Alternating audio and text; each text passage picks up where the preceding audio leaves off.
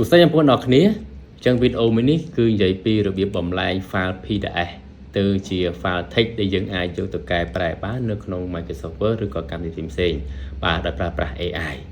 បាទអញ្ចឹង AI នៅក្នុងវីដេអូនេះគឺខ្ញុំប្រើ Gemini ដែលជា AI របស់ក្រុមហ៊ុន Google តោះឥឡូវយើងបើក Google ទាំងអស់គ្នាហើយកន្លែង search នេះបងប្អូនអាចវាយ AI Studio មកហើយ enter មកណាចឹងយើងយក link ខាងលើគេនេះបាទបន្តមកវា load ឲ្យយើងហ្នឹងអញ្ចឹងបងប្អូនអាច scroll មកក្រោមមកយើងអត់ទៅ save ទេយើង upload file វិញអញ្ចឹងបងប្អូនចុចសញ្ញាបូកនេះហើយយក upload file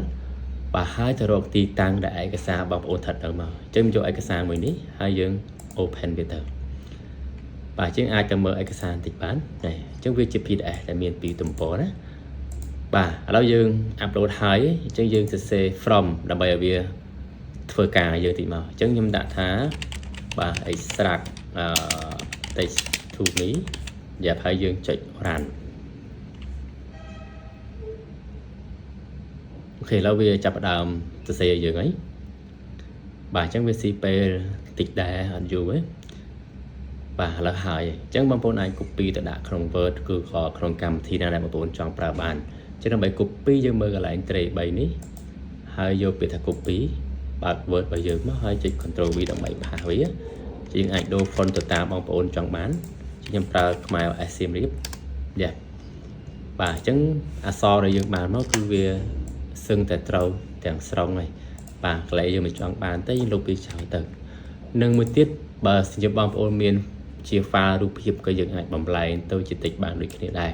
អញ្ចឹងយើងចូលកន្លែងមិញដែរមកបាទសញ្ញាបូកហើយយក upload file បន្តមកទៅរកទីតាំងរូបដែលយើងចង់បំលែងហ្នឹងចូលទាមយកឯកសារមួយនេះបាទហើយយើង open វាទៅយ៉ាអញ្ចឹងវា upload ចូលបានដូចគ្នាអញ្ចឹងបន្តមកយើងសរសេរ script ដូចគ្នាមិញដែរ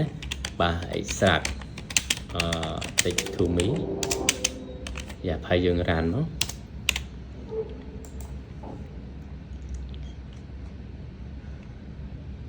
អូខេអញ្ចឹងវាអាច extract បានឲ្យយើងធម្មតាអូខេអញ្ចឹងវីដេអូមួយនេះគឺមានប៉ុណ្ណឹងអញ្ចឹងបើសិនជាបងប្អូនមានចម្ងល់ផ្សេងៗអាច comment ខាងក្រោមវីដេអូនេះបានអញ្ចឹងជាចុងក្រោយបងប្អូនអាចជួយ like និងជួយ share ម្នាក់មួយផងបាទសូមអរគុណ